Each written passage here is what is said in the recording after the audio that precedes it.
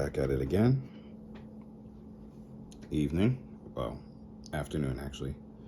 Now, this one's still about Enoch chapter 60, a fragment of the book of Noah. Except this time, it's going to be more about just understanding the spirits, or I should say how the natural order of things, how everything has a spirit attached to it that is living. And it makes it so much easier when you just read the book of Enoch. It helps add more. A matter of fact, just with any of these books that they call extra biblical books, the ones that people deem not canonical or not biblical, Enoch, Jubilees, Jasher, all the other ones as well. I'm not going to name them all, but the point is, when you add those extra biblical books into your regular Bible, it adds so much more detail into what you read, like the missing pieces that are there that you wonder why something's missing. It was intended for something like that. I mean, I don't want to say that, but it helps you keep searching. I don't want to say it was intentional, but I'll just say that looking into these extra books will help bring a more fill in some of the puzzle pieces, really. Oh man, my wording is off today. I mean, well, anyways, let's just get to it. So what I'm going to read is Enoch chapter 60, verse 16. I'm going to read the whole chapter of 16. I mean, the verse of 16. But for the rest of them, which is 17 to 21, I'm just going to go off of each spirit that I was talking about. That is in the natural order of things. The elements, I would say. Anyways. And the spirit of the sea is masculine and strong, and according to the might of his strength, he draws it back with a rein, and in the same way it is driven forward and disperses amid all the mountains of the earth. And the spirit of the hoarfrost is his own messenger, and the spirit of hail is a good messenger. And the spirit of snow has forsaken his chambers on account of his strength, and there is a special spirit therein, and that which ascends from it is like smoke, and its name is frost. And the spirit of mist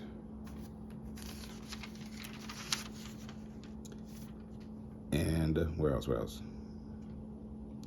And the spirit of dew, and then lastly, the spirit of rain. Now, there's so many other spirits as well, but those are the ones I just wanted to go over in 60. Because pretty much, though, it brings, you see where I'm trying to get at, though? Understanding that everything has a spirit makes the Bible, well, the first and the second testament, or the first and second covenant, however you prefer to call it, it makes it so much easier to understand now how our Messiah, Yahusha, how when he said in Matthew 28, verse 18, where he said he has authority over all things, over the heavens and the earth. I'm going to go over that right now to his exact T. Here we are. Matthew 28, verse 18. And Yahusha came up and spoke to them, saying, all authority has been given to me in the Shyam, which is heaven, and on earth. So, right there, it already shows that the Father has given him authority over all those things. So whatever he says, he has the power to do so. Anyways, though, next, where was I? It was Mark. Now, the next examples I wanted to use of his abilities were when they were in the boat, and that was the first one I'm going to use is Mark chapter 4, verse, I believe it was 37 to 41. Yes, Mark chapter 4, verse 37 to 41. And there came a great windstorm, and the waves beat into the boat, so that it was already being filled. And he was in the stern, asleep, on a cushion. And they woke him up and said to him, Teacher, is it no concern to you that we perish? And having been awakened, he rebuked the wind and said to the sea, Peace, be still. And the wind ceased, and there was a great calm. And he said to them, Why are you so afraid? Have you not yet believed? And they feared exceedingly, and asked each other, Who then is this, that even the wind and the sea obey him?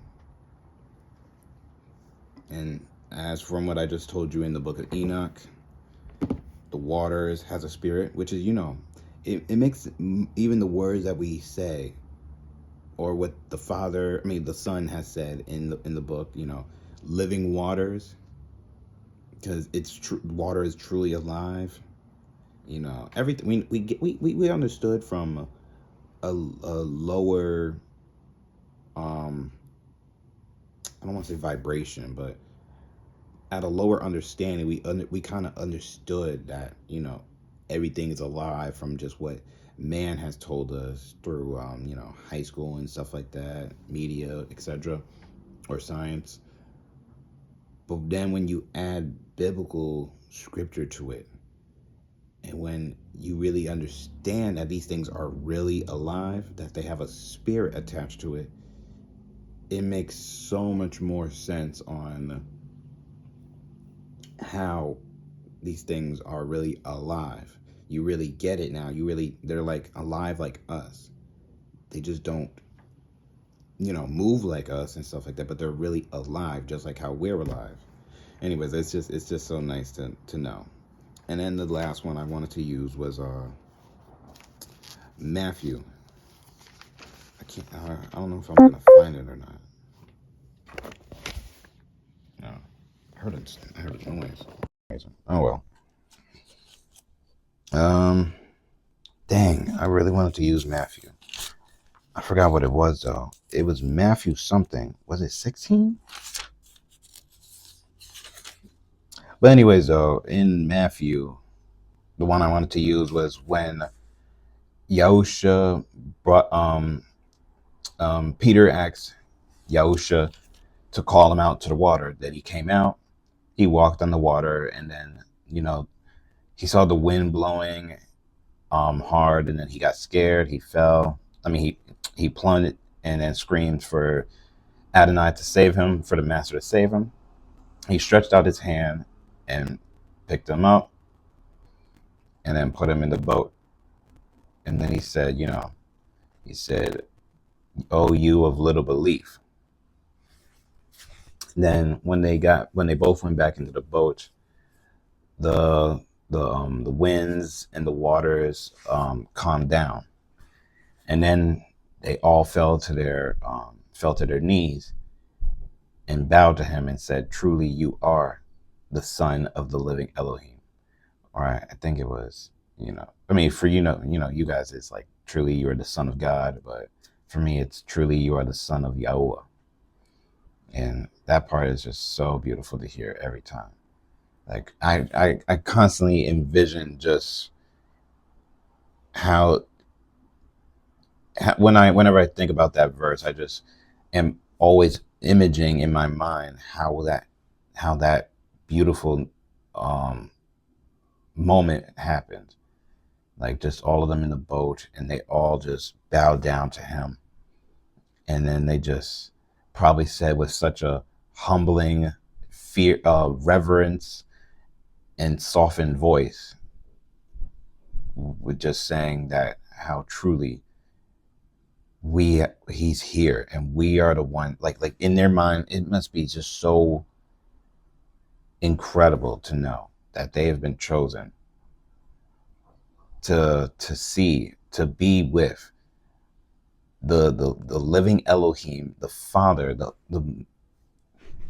Yahuwah, the creator of all things, to be in the presence, to be the disciples of his son, to see all of that happen, to see a man walk on water.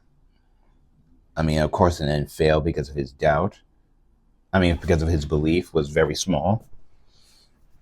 But even still, then to see how all the waters and the winds acting out of control, and then all he had to do was tell the winds and the waters to be peaceful and still, and then it commands, and then it listens to him, because all those things are spirits, and they have to listen to him because that is the son of the living Elohim. Just thinking about that is just, it brings so much peace. And it should bring peace to you and power, knowing that all these things that are living have a spirit attached to it. And us being believers in Yahusha, we have authority as well. Just as he has given authority to his disciples on these things, we have that same power as well. So anyways, though, it's just constantly thinking about that is just so nice to think of, just wondering how that moment happened. And then them just saying, truly, you really are the son of Yahuwah. That must have been so nice. But anyways, though, that's pretty much what I just wanted to sum up in this video, that all the spirits that Enoch talks about in his book, well, not all of them, I didn't go through, but you get the point, that nature has spirits to it. The elements have spirits to it, and which gives us the understanding on how our Messiah was able to control most things, how he was able to make that, what was it, a date tree? Why does my thing keep making that sound? So let me finish up. How the date tree was able to die when he cursed it. How the waters and the winds stopped. How he was able to heal the sick. It's wonderful. It truly is wonderful. And this should help you increase your faith even more, just from learning more understanding of him, more details of him, of how everything has been created, designed, well thought out, and perfect. And just as in Genesis said, and Yahweh said that it was good. Absolutely right. He's right on that. To him it is good, but to us, when we look at his creation, it is magnificent, marvelous, and perfect. But to him, it's just good. It's wonderful, man. It's wonderful. Anyways, though, thank you all for watching. I'm probably going to post both of my videos on YouTube, so hopefully if you could help me out, just look at the YouTube. And until next time, thank you for watching.